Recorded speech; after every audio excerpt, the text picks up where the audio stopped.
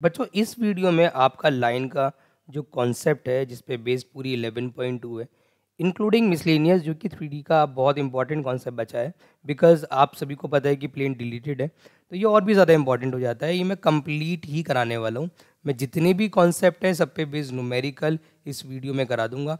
मतलब अगर किसी बच्चे ने वीडियो कंप्लीट देख ली तो उसको दोबारा 3D उठाने की ज़रूरत नहीं है।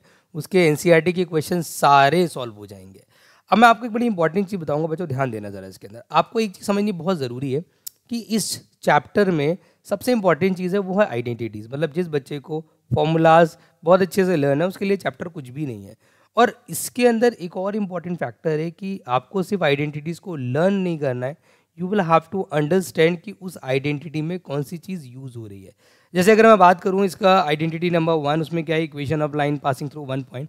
मतलब अगर कोई लाइन सिर्फ एक ही पॉइंट से करती है पास, उसकी इक्वेशन अगर आपको निकालनी हो तो उसकी वैरायटी दो होती है।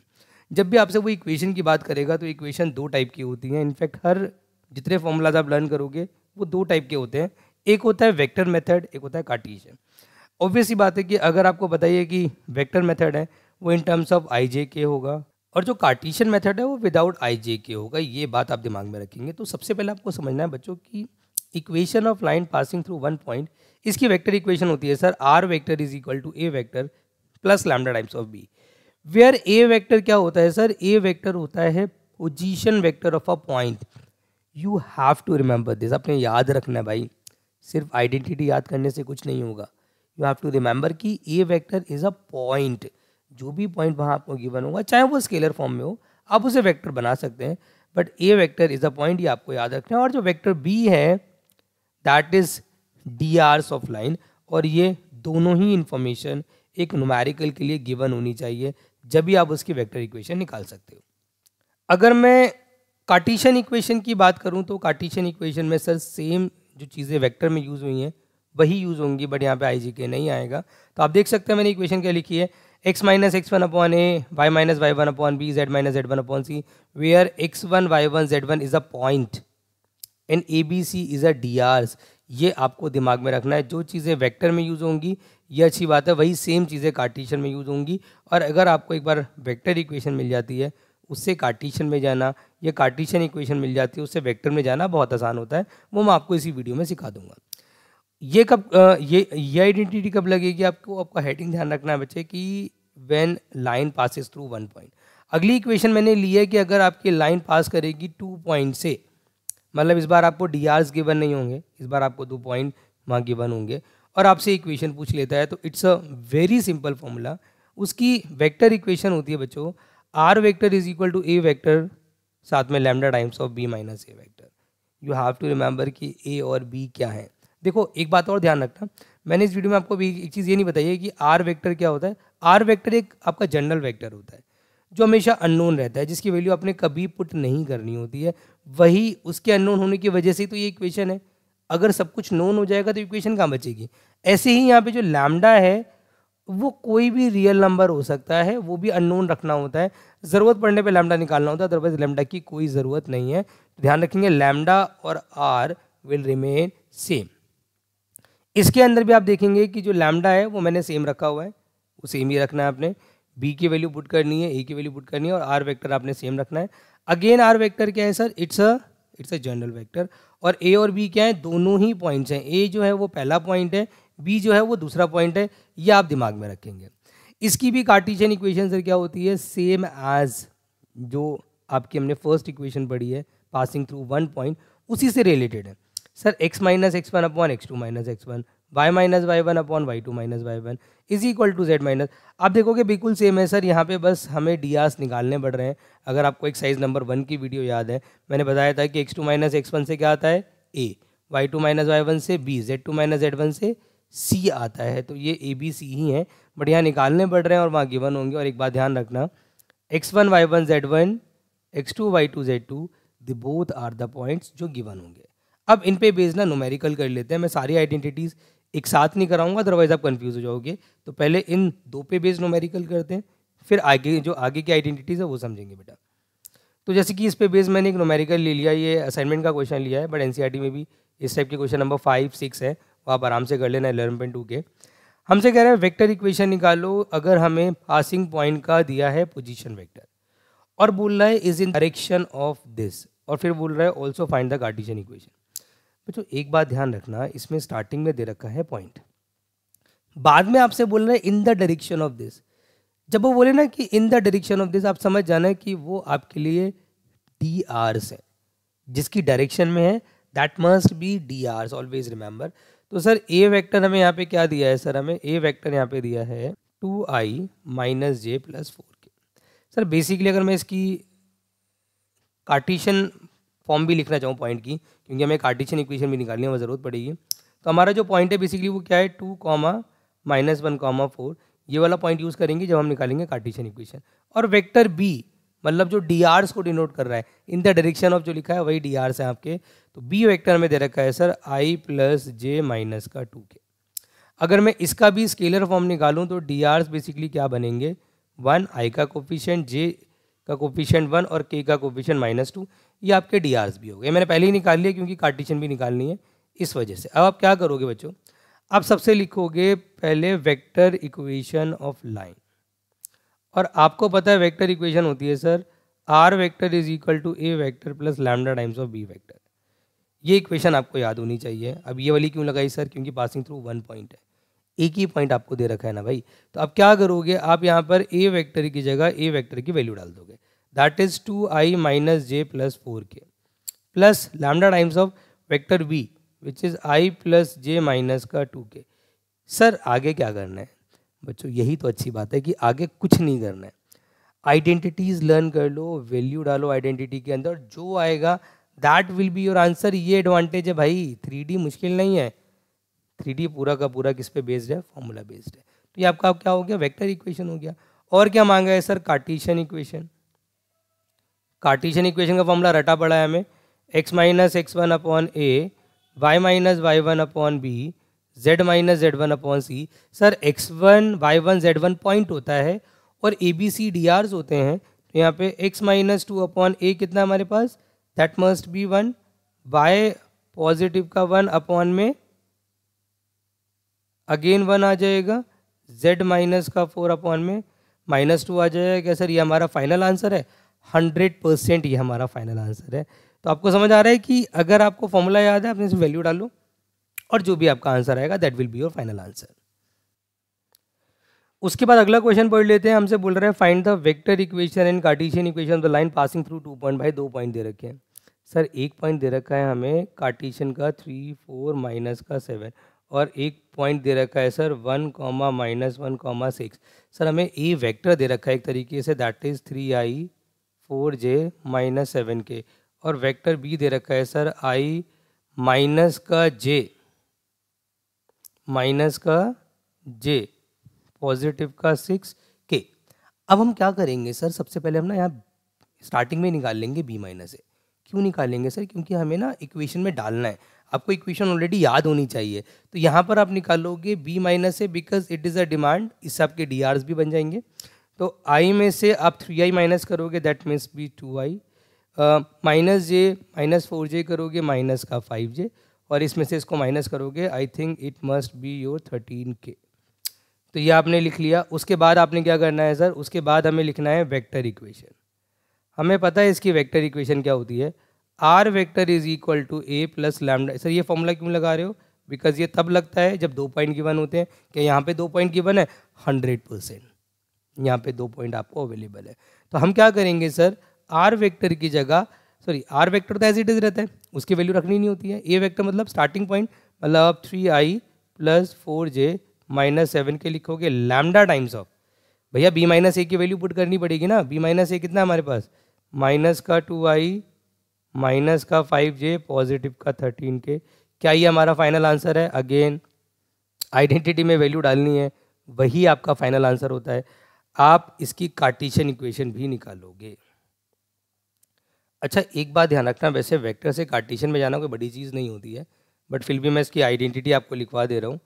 x माइनस x1 अपॉन, आपको पता है फॉर्मूला होता है x2 minus x1, y minus y1 upon y2 minus y1, z minus Z one upon Z two minus Z one. मेरे बोले बच्चों, आपको x2 माइनस एक्स वन दोबारा निकालने की ज़रूरत नहीं है, वो ऑलरेडी आपके पास अवेलेबल है। आपने जो ये निकाला है ये DRC ही है, आप सीधा बस इस पॉइंट को ले लो, आप a को ले लो एज अ न्यूमरेटर और इसको ले लो एज अ डिनोमिनेटर। तो अल्टीमेटली आपकी सिचुएशन बनेगी x minus three upon a कितना है सर, दैट मस्ट बी, हमने निकाला हुआ है माइनस का 2, बाय माइनस 4 अपॉन माइनस का 5, z पॉजिटिव का 7 अपॉन में 13, और ये हमारा फाइनल आंसर हो जाएगा।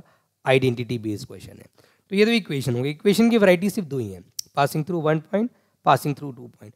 और किस टाइप के क्वेश्चन सर इसके अंदर बन सकते हैं, और इसमें एंगल के क्वेश्चन बन सकते हैं। अब आपको एंगल के बारे में पता होना चाहिए बच्चों कि एंगल अगर निकालना हो दो लाइन के बीच में तो इसके काफ़ी सारे फॉर्मूलाज होते हैं। अगर आपके पास लाइंस की वेक्टर इक्वेशन है तो अलग फॉर्मूला है, अगर आपके पास लाइन की कार्टेशियन इक्वेशन है तो अलग फॉर्मूला है, अगर आपके पास डीसीज गिवन है तो अलग फॉर्मूला है। और ये सारे फॉर्मूले रिलेट करते हैं वेक्टर अलजेब्रा से, और वेक्टर अलजेब्रा की वीडियो ऑलरेडी हमारे पास पड़ी हुई है, तो उसको आप ज़रूर देख लेना। तो अब हमें निकालना है सर दो लाइन के बीच का एंगल। वो कैसे निकालेंगे, सिंपल है बच्चों, ध्यान देना। अगर हमें दो लाइन की कार्टेशियन इक्वेशन गिवन है, जैसे ये L1 की इक्वेशन है r vector is equal to a1 plus lambda times of b1, और L2 की इक्वेशन है sir r vector is equal to a2 plus mu times of b2। ये दो इक्वेशंस होनी ज़रूरी हैं। जब तक दो इक्वेशंस अवेलेबल नहीं होंगी हम एंगल नहीं निकाल सकते, दो लाइन अवेलेबल नहीं होंगी हम एंगल नहीं निकाल सकते। अब एक बात ध्यान रखना, एंगल निकालने में we never use a point, point का कोई काम नहीं है। और आपको पता है जो लैम्डा से पहले होता है, जो लैम्डा से पहले या म्यू से पहले होता है, दे आर द पॉइंट्स। हमने अभी इक्वेशन पढ़ी है ना कि लैम्डा के बाद जो आएगा वो डी आर्स, लैम्डा से पहले जो आएंगे वो पॉइंट। तो पॉइंट का कोई काम नहीं है। अब डी आर्स लो, एक के b1 दूसरे के b2, सिंपल फॉर्मूला है sir, b1 dot b2 upon b1 का मैग्नीट्यूड b2 का मैग्नीट्यूड का whole magnitude is equal to cos theta. Is related to, अगर आपको याद हो वेक्टर में नहीं होता था a dot b upon mod a mod b, sir ये उससे इंस्पायर है ये फॉर्मूला, उसी से बना है फॉर्मूला। ध्यान रखना एंगल में हमेशा D R's of line use होते हैं। अगर कार्टेशियन इक्वेशन गिवन होगी मेरे भोले बच्चों, तो कार्टेशियन इक्वेशन में a1 b1 c1 पहले वाली लाइन के डी आर्स है, a2 b2 c2 दूसरी वाली लाइन के डी आर्स है। इन दोनों डी आर्स का इस्तेमाल कर लो, पॉइंट्स हमें कोई मतलब नहीं है। और फॉर्मूला बनेगा a1 a2 plus b1 b2 plus c1 c2 upon under root में पहले वाले डी आर्स के स्क्वायर का सम, फिर सेकंड वाले डी आर्स के स्क्वायर का सम। एक बात ध्यान रखना, ये जो फॉर्मूला बना है सर ये इसी से बना है। ए डॉट बी का फॉर्मूला आपको याद होगा, आई का कोफिशिएंट आई से, जे का कोफिशिएंट जे से। तो बेसिकली वेक्टर और कार्टेशियन कंप्लीटली सेम फॉर्मूलाज हैं। इनफैक्ट आप ये भी कर सकते हो कि आप कार्टेशियन को वेक्टर बना के b1 डॉट b2 वाला फॉर्मूला लगा दो, इट्स 100% अलाउड। अच्छा, अगर हमें यहाँ पे गिवन हो डीसीज, मतलब एक लाइन के डीसीज हैं L1 M1 N1 और दूसरी लाइन के डीसीज हैं L2 M2 N2, तो आप सिंपल फॉर्मूला लगा सकते हो L1 L2 plus M1 M2 plus N1 N2 is equal to cos theta. ये फॉर्मूला कब लगेगा, जब दोनों लाइन के डीसीज गिवन होंगे। ध्यान रखना बच्चों, एक चीज़ मैं आपको बता दे रहा हूँ क्योंकि काफ़ी बच्चे ना इसमें कंफ्यूज कई बार हो जाते हैं। तो I want to discuss one more thing with you कि if you have the Cartesian equation then you can easily find the vector equation, and if you have the vector equation you can easily find the Cartesian equation. I mean to say कि if you have Cartesian equation like x minus 4 upon minus 5 y plus 3 upon 4 z minus 1 upon में 7। अब ये Cartesian equation given है एक line की passing through 1 point वाली, और आप चाहते हो कि इसको आप वेक्टर बना दो। तो आपको पता होना चाहिए सर वेक्टर इक्वेशन का फॉर्मूला होता था r vector is equal to a vector plus lambda times of b vector. क्या सर इस कार्टेशियन से वेक्टर क्रिएट हो सकती है? 100% हो सकती है। आपको बस ये पता होना चाहिए कि कौन सी चीज़ कहाँ अवेलेबल है। आपको पता होना चाहिए सर वेक्टर इक्वेशन में जो ए वेक्टर होता है दैट वाज अ पॉइंट, और कार्टेशियन इक्वेशन में पॉइंट कहाँ अवेलेबल होता है, वो न्यूमरेटर में अवेलेबल होता है। मतलब एक्स के साथ जो सब्ट्रैक्शन में दैट इज x1, वाई के साथ देखो वाई के साथ एडिशन आ गया, इट मीन्स ये वाई का टर्म हमेशा नेगेटिव रहा होगा, तभी तो प्लस आ रहा है, क्योंकि स्टैंडर्ड फॉर्मूले में तो नेगेटिव होता है। तो y हमारा नेगेटिव होगा, z1 हमारा कितना हो जाएगा 1, तो ऊपर से पॉइंट मिल गया, तो इक्वेशन हमारा वेक्टर क्या बना 4i minus 3j positive k। Plus lambda times of, अब सर जो नीचे वाली टर्म्स होती हैं वो क्या होती हैं, वो क्या होती हैं, दैट मस्ट बी, ये हमारे डी आर्स होते हैं बिल्कुल। तो यहाँ पे आ जाएगा माइनस का 5i plus 4j plus 7k। तो कार्टीशन से वेक्टर में जाना, वेक्टर से कार्टीशन में जाना, it's not going to be tough, it's very very easy, ध्यान रखना है इसको आप। चलिए अब एंगल पे बेस्ड कुछ न्यूमेरिकल कर लेते हैं हम। जैसे कि मैंने आपके एनसीईआरटी का लिया, ये एनसीईआरटी का क्वेश्चन नंबर 10 है बच्चों, आप ज़रूर देख लेना एक बार। हमसे बोल रहे हैं कि एक लाइन की इक्वेशन ये है और एक लाइन की इक्वेशन ये है, दो लाइन की इक्वेशन अवेलेबल है। हमें क्या निकालना है सर, एंगल निकालना है, मतलब किससे, डी आर से। तो हमारा पहले हम निकालेंगे सर b1, b1 मतलब जो लैम्डा के बाद है, that is 3i plus 2j plus 6k। उसके बाद हम निकालेंगे b2 बच्चों, b2 क्या है, जो म्यू के बाद है, that is i plus 2j plus 2k। अब एंगल का फॉर्मूला आप लिख लो भाई, फॉर्मूला याद होना बहुत ज़रूरी है। तो कॉस थीटा होता है sir b1 vector dot b2 vector, b1 का मैग्नीट्यूड b2 का मैग्नीट्यूड का होल मैग्नीट्यूड भी होता है, ध्यान रखना इस बात को, मतलब अंदर नेगेटिव टर्म आएगी उसको पॉजिटिव कर देना। तो सर जो जो रिक्वायरमेंट है वो पहले निकाल लेते हैं। वेक्टर अलजेब्रा आपको आता, मैं एक्सपेक्ट करके चल रहा हूँ, अगर नहीं आता है तो वेक्टर की वीडियो अपलोडेड है, वन शॉट देख लेना पहले। तो पहले b1 डॉट b2 निकालना सबको पता है सर, i का कोफिशिएंट i से होता है, j का j से होता है, k का k से होता है। तो अल्टीमेटली ये आ जाएगा हमारा सर 90।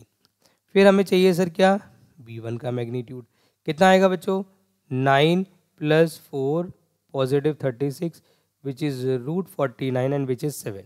फिर सर b2 का मैग्नीट्यूड निकालेंगे, कितना आएगा बच्चों, 1 plus 4 plus 4 which is root 9 and which is equal to 3। अब मैं क्या करने वाला हूँ बच्चों, मैं यहाँ पे सिर्फ कॉस थीटा के अंदर वैल्यू डालने वाला हूँ। b1 डॉट b2 की वैल्यू कितनी है सर, इट्स 19 अपॉन में 7 इंटू 3, ये आ जाएगा सर 19 अपॉन 21, मॉड लगा भी दोगे फर्क नहीं पड़ता, इट मस्ट बी पॉजिटिव। तो अल्टीमेटली सर थीटा निकालना है तो वो आएगा कॉस इनवर्स ऑफ, क्या ये सॉल्वेबल है, आपको पता है ये सॉल्वेबल नहीं है, बिकॉज जो एंगल हमारा आ रहा है it is not the standard angle. तो आप यहीं छोड़ देंगे and it will be your final answer. तो ये कब लगाना है आपने, जब दो लाइन की वेक्टर इक्वेशन गिवन हो, अप्लाई दिस फॉर्मूला।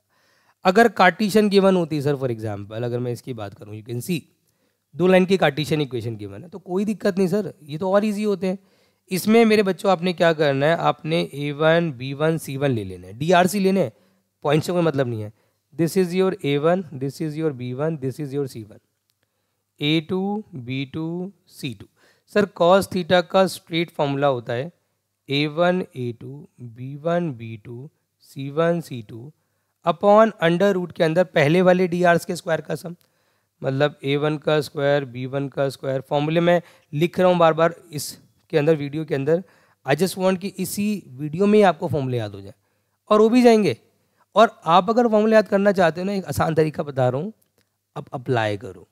आप जब क्वेश्चन कर रहे होगे एज अ होमवर्क तो आप अप्लाई करो, और उनको जब अप्लाई कर रहे हो तो एक बार ध्यान से देख लो, मैक्सिमम फॉर्मूला आपको उसी टाइम याद हो जाएंगे। तो अंडर रूट के अंदर भाई यहाँ आ जाएगा a2 का स्क्वायर b2 का स्क्वायर c2 का स्क्वायर का मॉड।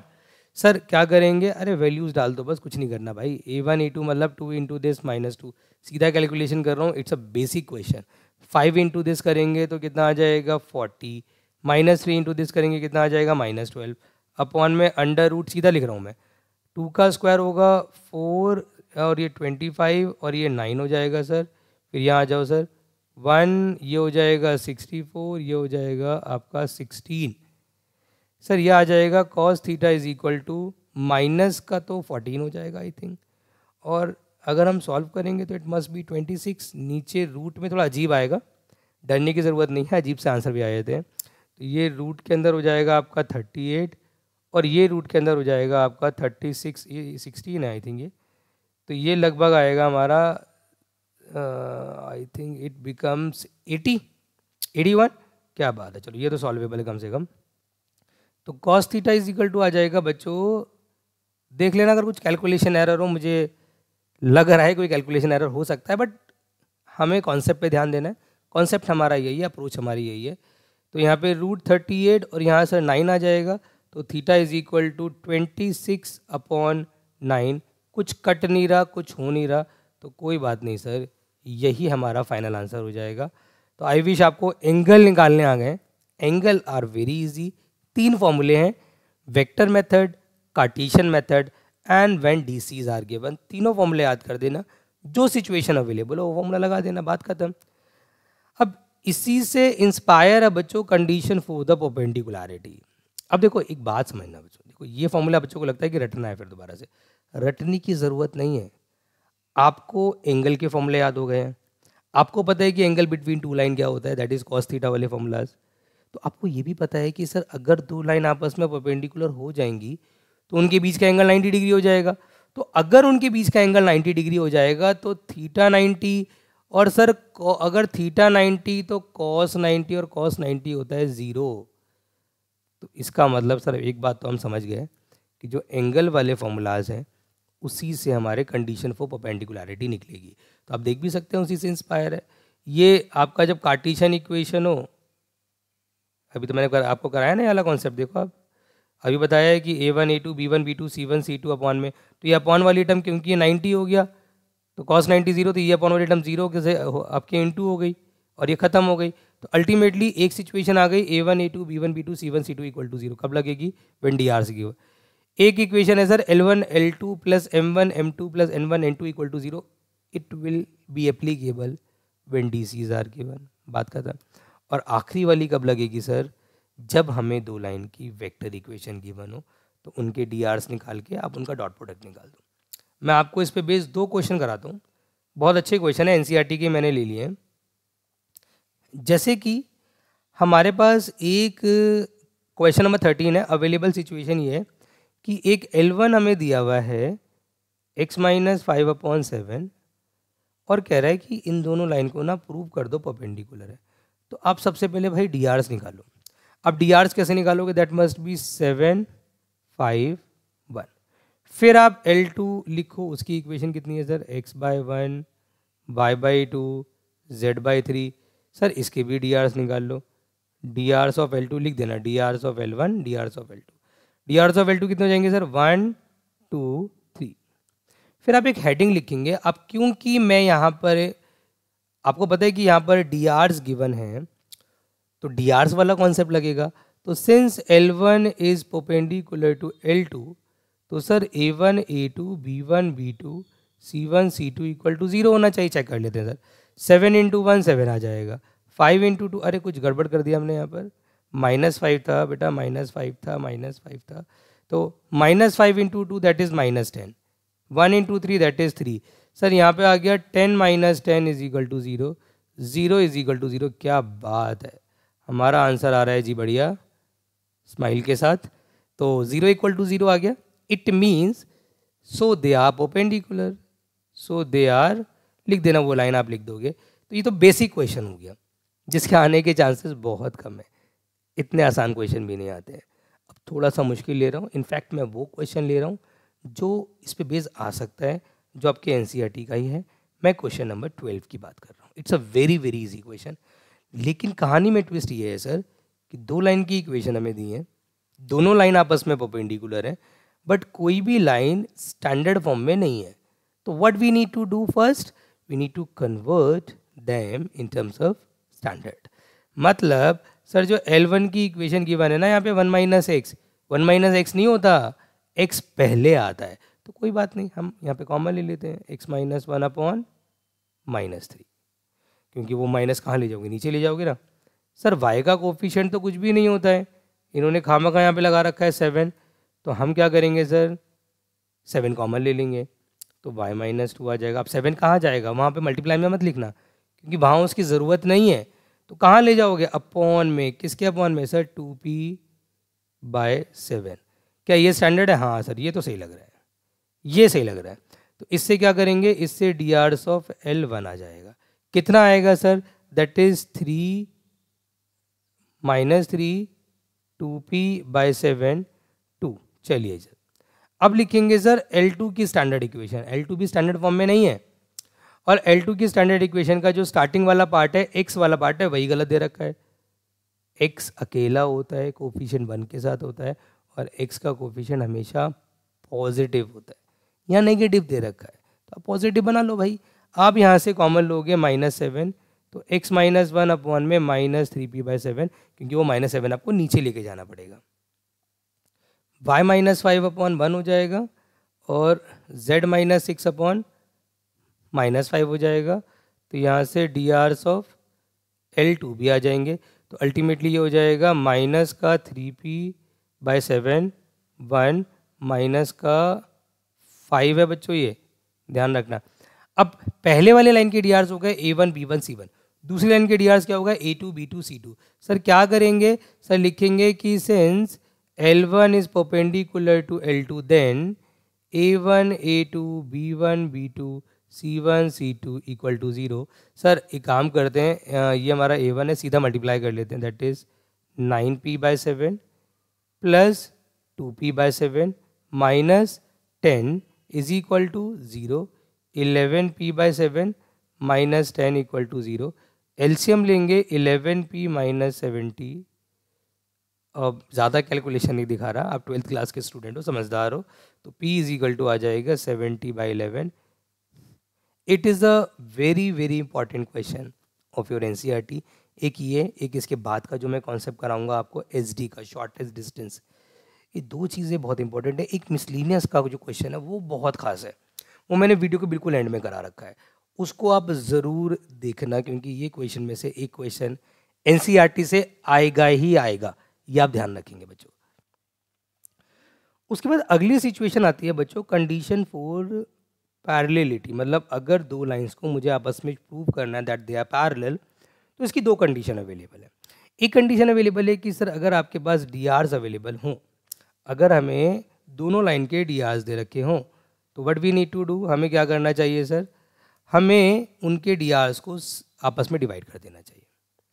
उनके डी आर्स आपस में प्रोपोर्शनल होंगे, तो इससे साबित हो जाएगा कि वो दो लाइन्स आपस में क्या हैं भाई, पैरेलल है।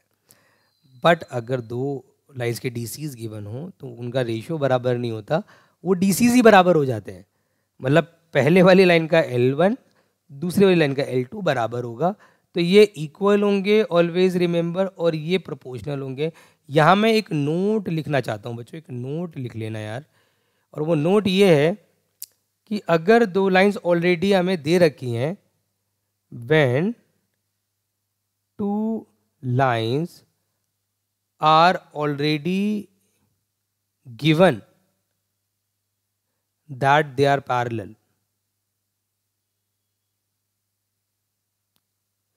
so DRs of both line must be same, that is A1 is equal to A2, B1 is equal to B2, C1 is equal to C2। अब ये मैंने जो बोला है ना, ये मैंने बहुत इंपॉर्टेंट चीज़ बोल दी है। आपका एक्सरसाइज नंबर 11.2 का ना क्वेश्चन नंबर 6 इस पे बेस्ड है, वो आप देख लेना, इजी है, कोई मुश्किल नहीं है वो।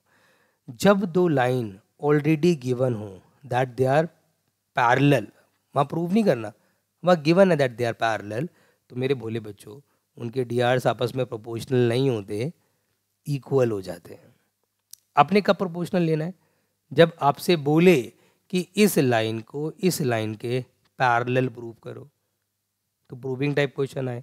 जैसे मैंने क्वेश्चन नंबर 3 ले भी रखा है, show that this line is parallel to this line, तो आपको प्रोपोर्शनल करना पड़ेगा। बट अगर वो बोलता है कि this line is parallel to this line, तो उनके डीआर्स को सेम लेना पड़ेगा। ये बहुत इंपॉर्टेंट चीज़ है, बहुत सारे टीचर्स को बताते नहीं है, बट ये आपको पता होना चाहिए भाई। अब मैं पहले तो करा देता हूँ ये वाला क्वेश्चन, बहुत सिंपल है सर। हमें A दिया है 4 7 8, हमें B दिया है 2 3 4। सर पहले तो इसके डी आर्स निकाल लो। डी आर्स ऑफ AB क्या होंगे, it's very simple sir, that is 2 में से 4 माइनस करो -2, 3 में से 7 माइनस करो -4, 4 में से 8 माइनस करो -4, ये डी आर्स ऑफ AB आ गए। फिर निकालो C ले लो हमारा -1 -2 1, और D ले लो सर 1 2 5। तो यहाँ से डी आर्स ऑफ CD निकालो, दैट इज 2, 4, 4। अरे सर अभी ये सेम नहीं आए हैं, और हमें सेम चाहिए भी नहीं थे। क्या ये प्रोपोर्शनल है, क्या इनको डिवाइड करूँ तो सेम आएगा? -2 को 2 से डिवाइड करेंगे -1 आएगा, -4 को 4 से डिवाइड करेंगे -1 आएगा। अरे वाह सर, दे आर सेम। तो यहाँ पे एक सिंपल सी हेडिंग आएगी कि since DRs of AB and CD are proportional, so they are parallel। क्योंकि ये प्रोपोर्शनल है तो ये लाइंस आपस में पैरेलल हैं। तो आई विश आपको ये वाला कॉन्सेप्ट भी क्लियर हो गया होगा। अब मैं सबसे इंपॉर्टेंट कॉन्सेप्ट पे आ रहा हूँ, जो कि है शॉर्टेस्ट डिस्टेंस। शॉर्टेस्ट डिस्टेंस के 3-4 फॉर्मूलाज होते हैं, बल्कि 3-4 ज़्यादा बोल दिए मैंने, बेसिकली 2 ही फॉर्मूलाज हैं, एक तीसरा फॉर्मूला भी है एडिशनल में, बट उसको मैं आपको फर्स्ट वाले फॉर्मूले से सॉल्व करना सिखा दूंगा। एस डी मतलब होता क्या है सर? एस डी मतलब होता है दो लाइन के बीच का मिनिमम डिस्टेंस। Minimum distance. अब लाइंस तो दो टाइप की हो सकता है कि वो लाइंस आपकी स्क्यू लाइंस हो। अगर वो लाइन सर स्क्यू लाइंस होंगी फॉर एग्जाम्पल, तो आपको पता होना चाहिए पहले तो स्क्यू लाइंस क्या होती हैं। स्क्यू लाइन मैंने नीचे लिखा हुआ भी है कि 2 line are said to be skew line if they are neither parallel nor intersecting, तो हम उन्हें स्क्यू कहते हैं। आपके मन में सवाल आएगा, अरे सर ऐसी कैसी बात कर दी, या तो दो लाइन आपस में क्या होती हैं, हमने तो बचपन में सीखा है, या तो दो लाइन पैरेलल होती हैं या इंटरसेक्टिंग होती हैं। ये कैसे हो सकता है कि दो लाइन पैरेलल भी ना हो और इंटरसेक्टिंग भी ना हो? बिल्कुल हो सकता है। आप ये समझ लो, ये आपका रूम है और आपको पता है कि ये वाली वॉल और ये वाली वॉल जो है वो आपस में पैरेलल होती है। वॉल्स तो पैरेलल होती हैं, घर तो भाई टेढ़े मेढ़े बनते नहीं हैं। झोपड़ी की अलग बात है, उसको हम हटा देते हैं, लेकिन घर की जो दीवारें होती हैं वो पैरेलल होती हैं। तो अगर मैं, मेरे भोले बच्चों, अगर मैं यहाँ पे दो लाइंस लगा दूँ या दो स्टिक रख दूँ या कोई भी चीज़ रख दूँ, 2 पेन ले लूँ, तो अगर मैं एक लाइन को ऐसा रखूँ बिल्कुल वर्टिकल पोजीशन में और दीवार से चिपका दूँ विद द टेप, और एक लाइन को मैं ऐसे रखूँ हॉरिजॉन्टल पोजीशन में और दीवार से चिपका दूँ, तो अभी ऐसी लाइन्स हैं जो आपकी क्या है, टिल्टेड है, अलाइन नहीं है, तो कभी इंटरसेक्ट तो करेंगे नहीं, क्योंकि जिस दीवारों पे है वो दीवार पैरेलल है।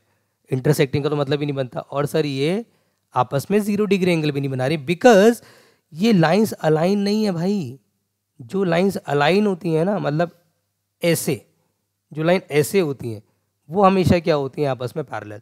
बट जो ऐसे हो जाती है ना, हल्का टिल्ट हो जाती हैं, वो पैरेलल नहीं मानी जाती हैं। तो ये लाइंस होगी ना तो स्क्यू ना पैरेलल। अब इनके बीच में कोई गैप है, जो गैप है उसी को हम एसडी बोलते हैं, और उसी को निकालने की मशक्कत चल रही है।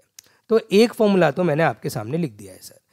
वो क्या लिख दिया है कि जो दो लाइंस क्यू होंगी उनकी हमें वेक्टर इक्वेशन तो देगा वो। तो एक की वेक्टर इक्वेशन ये है, दूसरे की वेक्टर इक्वेशन ये है। भैया फॉर्मूला सिंपल है, दोनों में पॉइंट अवेलेबल है, दोनों में डी आर्स अवेलेबल है। सर हम पहले निकालेंगे b1 क्रॉस b2, फिर हम निकालेंगे a2 माइनस a1, फिर इनके बीच का क्या होता है, स्केलर प्रोडक्ट। अपॉन में क्या आएगा, b1 क्रॉस b2 का मैग्नीट्यूड।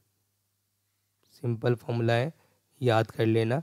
न्यूमेरिकल इस पे बेस बहुत आसान आते हैं और बिल्कुल स्ट्रेट आते हैं। जैसे कि मैंने आपके एनसीईआरटी का एग्जाम्पल नंबर 11 लिया है बच्चों, बहुत ध्यान से समझना। इजी सा एग्जाम्पल है, कुछ भी नहीं है। आप सबसे पहले इसको कंपेयर करोगे sir, R vector is equal to a1 plus lambda b1 और R vector is equal to a2 plus mu b2। जहाँ म्यू है उसमें a2 b2 छुपे हुए हैं, और जहाँ पे लैम्डा है वहाँ पर a1 b1 छुपे हुए हैं। सीधी सी बात है जी। तो a1 वेक्टर सर हमारे पास कितना अवेलेबल है, that is i plus J. b1 vector sir कितना अवेलेबल है, that is 2i minus J plus, तो जो लैम्डा से पहले दैट वाज a1, जो लैम्डा के बाद दैट इज b1। फिर आते हैं a2 वेक्टर। a2 वेक्टर क्या होगा सर, जो म्यू से पहले है, 2i पॉजिटिव का j माइनस का k कैप, और b2 वेक्टर क्या होगा सर, जो म्यू के बाद है, माइनस का 5j पॉजिटिव का 2k। अब सर हमें ना एसडी का फॉर्मूला रटा होना चाहिए। एसडी का फॉर्मूला होता है मेरे भोले बच्चों, b1 cross b2 dot a2 minus a1 upon b1 cross b2 का मैग्नीट्यूड का होल मैग्नीट्यूड। तो सर जो जो डिमांड है, जो जो रिक्वायरमेंट है, जो जो आइडेंटिटी में चाहिए निकालना पड़ेगा ना आपको। तो आप पहले क्या निकालो सर, जो इजी है। इजी क्या है सर, a2 माइनस a1। अरे सर बच्चों का खेल है, सब्ट्रैक्ट करना है, आई में से आई घटा दो, आई आ जाएगा, जे खत्म हो जाएगा, माइनस का के आ जाएगा।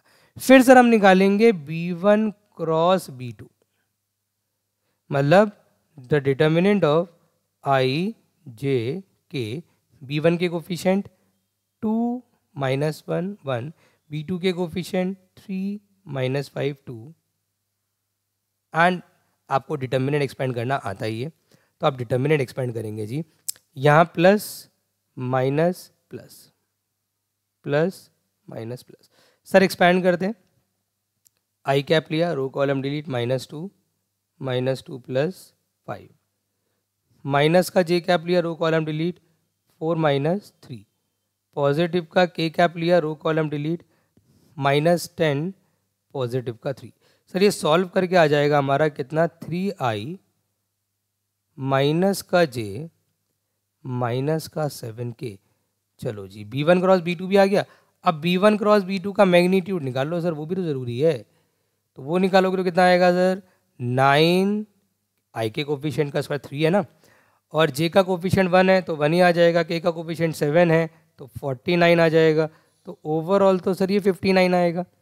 अब मैं क्या कर रहा हूँ, एस डी में उसकी वैल्यू डाल रहा हूँ। सर एक काम मैं और कर रहा हूँ, मुझे पता है कि B1 क्रॉस B2 का A2 माइनस A1 से स्केलर प्रोडक्ट निकालना है, मतलब कि डॉट प्रोडक्ट निकालना है। तो व्हाट आई डू, क्योंकि मैंने यहाँ चीज़ें निकाली हुई हैं तो मुझे पता है कि आई का कोफिशिएंट सर यहाँ 1 है, आई का कोफिशिएंट यहाँ 3 है, they will get multiply. Sir के का कोफिशिएंट है बट यहाँ पे जे का कोफिशिएंट है, मतलब जे का कोफिशिएंट तो ख़त्म, के का कोफिशिएंट नेगेटिव है सर, तो यहाँ पे माइनस का 1 माइनस के 7 से मल्टीप्लाई होगा, अपॉन में आ जाएगा √59 का मॉड, तो अल्टीमेटली सर ये हो जाएगा 3 + 7 अपॉन में √59 का मॉड।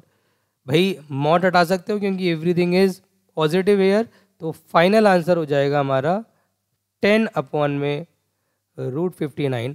अगर आप चाहो तो इसको रैशनलाइज कर सकते हो और चाहो तो यहीं छोड़ सकते हो, कोई दिक्कत नहीं, परफेक्ट आंसर आ रहा है।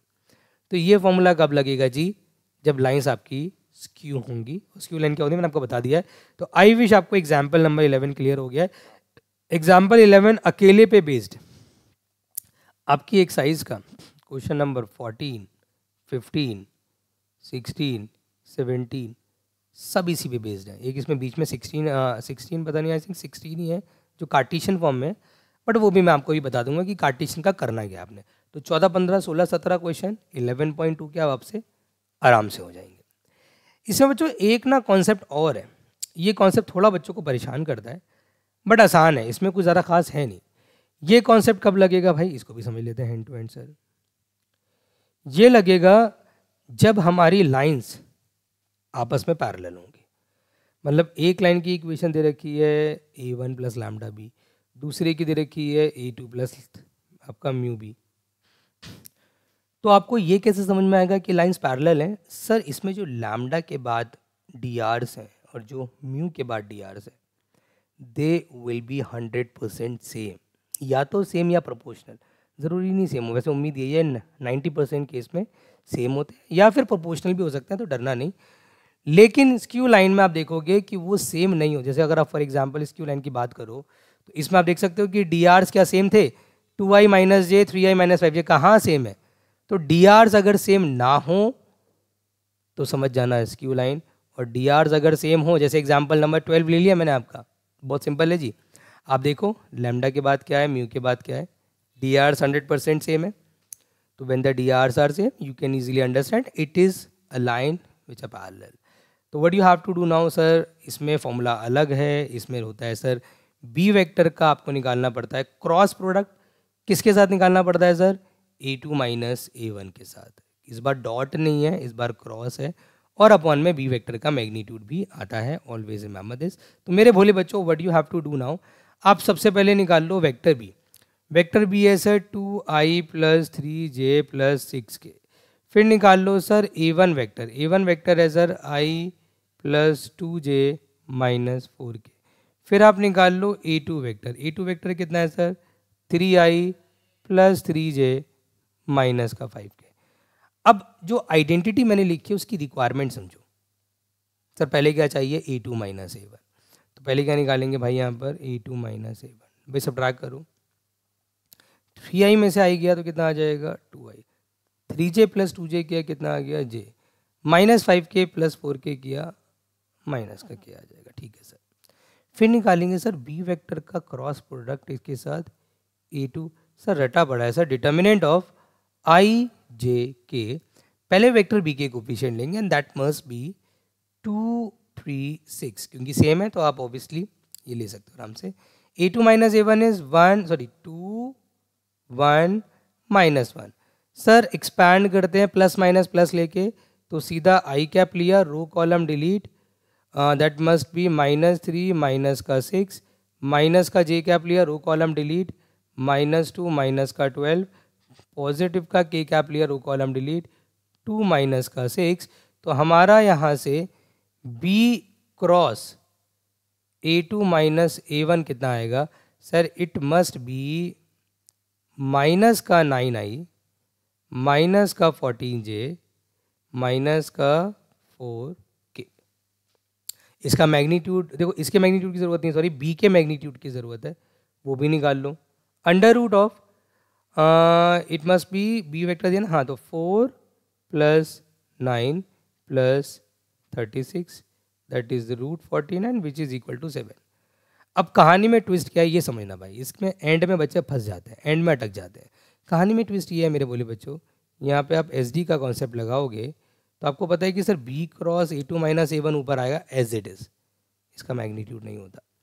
तो sir B cross A2 minus A1 हमारा कितना है, माइनस का 9i 14j माइनस का 4k अपॉन में under root, sorry under root में नहीं आएगा, it will not be in under root, हमने सॉल्व कर लिया है, इट मस्ट बी 7। अब पंगा ये है कि सर ये तो आपने वेक्टर की फॉर्म में निकाल दिया और हम तो डिस्टेंस निकाल लेते, तो ऐसा कैसे हो गया कि डिस्टेंस हमारा वेक्टर फॉर्म में आ गया, तो इट इज़ इम्पॉसिबल। तो इसका मतलब क्या है, बाहर क्या लगा हुआ है, बाहर लगा हुआ है आपका मॉड्यूलस। मॉड्यूलस मतलब होता है क्या जी, मैग्नीट्यूड। तो मैग्नीट्यूड निकाल दो आप किसका, जो अंदर वेक्टर दिया है, कौन दिया है, -9i 14j, इसको ऐसे ही मत छोड़ो, आप इसका भी मैग्नीट्यूड निकाल दो, और मैग्नीट्यूड निकालना आपको आता है, अंडर रूट में 81 आ जाएगा, 196 प्लस में आएगा 16 अपॉन में 7। सर ये पूरा सिंप्लीफाई अगर आप करते हैं तो मुझे एग्जैक्ट तो याद नहीं है, बट ये आज आपका आ जाएगा, अगर मैं इसका 4 इसको दे दूँ तो ये हो गया 2, आपका फाइनल आंसर आ जाएगा 293/7 and it will be your final answer. तो ये 11.2 एक्सरसाइज ऑलमोस्ट आपकी पूरी ख़त्म करा दी है मैंने, सारे क्वेश्चन इसी पे बेस्ड हैं, आप आराम से बिंदास होके लगाओ, आपको और कोई वीडियो देखने की ज़रूरत नहीं है। This video is more than enough for 11.2। एक चीज़ मैं आपको बता दे रहा हूँ, एक ना क्वेश्चन आपको मिलेगा कार्टेशियन फॉर्म में, तो उसको और समझ लो कि कार्टेशियन का करना क्या है, कि देखो कार्टेशियन फॉर्मूला का, देखो कार्टेशियन फॉर्मूला वैसे एक अलग भी होता है, मतलब अगर आपके पास दो कार्टेशियन इक्वेशन है तो आप एस डी का फॉर्मूला करना चाहते हो तो ये होता है x2 minus x1 y2 minus y1 z2 minus z1, a1 b1 c1 पहले वाले लाइन के D Rs, a2 b2 c2 दूसरी लाइन के डी आर्स, और नीचे अंडर रूट में एक बड़ी अजीब सी टर्म होती है जिसको वैसे निकालना अगर आप चाहोगे तो it's not a big issue, आप याद ऐसे कर सकते हो कि ऊपर का डिटर्मिनेंट ध्यान रखो बस, नीचे वाला अपने आप आ जाएगा। कैसे, आप ये मान लो कि आप एक्सपैंड कर रहे हो, जैसे इसके अलॉन्ग कर रहे हो x2 माइनस x1 r1 के अलॉन्ग, तो ये delete b1 c2 minus b2 c1 का होल स्क्वायर, फिर आप ये वाला एलिमेंट लेते तो ये डिलीट करते तो a1 c2 minus a2 c1 का, तो याद करना मुश्किल नहीं है, वो आप यहाँ कर लोगे, बट ये कहीं ना लिखने में भद्दा लगता है। तो मैं आपको क्या एडवाइस करूँगा कि अगर आपके पास दो लाइन की कार्टेशियन इक्वेशन आ भी जाए तो आप वेक्टर बना लेना। कैसे वेक्टर बनाओगे, आप इसको लिख लेना, R vector is equal to, ऊपर वाला पॉइंट होता है, सब कुछ पॉजिटिव में दिया है, स्टैंडर्ड में नेगेटिव होता है, तो ये हो जाएगा -i माइनस j माइनस के plus lambda times of 7i 6j plus के। ऐसे ही अगले में लिख लोगे, सर ये पॉइंट है तो 3i plus 5j plus 7k, और यहाँ आ जाएगा आपका क्या, यहाँ आ जाएगा म्यू टाइम्स ऑफ, नीचे वाले जो हैं वो डी आर्स होते हैं, तो that must B i minus 2j plus के, और उसके बाद सर ये क्यू लाइन बन चुकी है, डी आर सेम नहीं है, और एस डी का फॉर्मूला में रटा पड़ा है b1 cross b2 dot a2 minus a1 upon में b1 क्रॉस b2 का मैग्नीट्यूड का होल मैग्नीट्यूड। तो आई विश ये आपको अच्छे से क्लियर हो गया है। 11.2 हमारी पूरी तरीके से कंप्लीट हो गई है। एक ना मिसलीनियस का क्वेश्चन बड़ा ख़ास है, मैं इस वीडियो में कवर नहीं करा रहा हूँ, उसकी एक छोटी सी वीडियो मैं अलग से बना के अपलोड करूँगा, बिकॉज़ आई नो कि वो क्वेश्चन बहुत ख़ास है। तो वो आप इस वीडियो में ना करके ना अलग से 5-10 मिनट की एक वीडियो बनाऊँगा, वो अपलोड कर दूँगा, उसमें आप देख लेना। उसमें 2 क्वेश्चन मैं मिसलीनियस के कराऊँगा जो बहुत इंपॉर्टेंट है। और हॉट्स की वीडियो मैंने ऑलरेडी अपलोड कर रखी है। अगर किसी को एक्स्ट्रा क्वेश्चंस करने हैं आउट ऑफ एनसीईआरटी जो कि बहुत इंपॉर्टेंट होते हैं, जिसमें एक आ गया क्या, foot of the perpendicular, image of the point, और एक आता है पॉइंट ऑफ इंटरसेक्शन। ये 2 कॉन्सेप्ट आउट ऑफ एनसीईआरटी करने कंपलसरी है। इसकी वीडियो ऑलरेडी मेरे चैनल पे अपलोडेड है। हॉट्स करके मैंने लिखा हुआ है ऑफ 3 डायमेंशनल ज्योमेट्री, वो आप देख लेना। तो उससे आपका पूरा 3D कवर हो जाएगा। अगर वीडियो आपको पसंद आई है बेटा तो अपने दोस्तों के साथ शेयर करना मत भूलना। और अगर आपने अभी तक हमारे चैनल को सब्सक्राइब नहीं किया है तो कर लो, क्योंकि अब ऐसी इंपॉर्टेंट वीडियो लगातार हमारे चैनल पे फॉर क्लास 12th और 11th अपलोड होने वाली है। ऑल द बेस्ट बच्चों।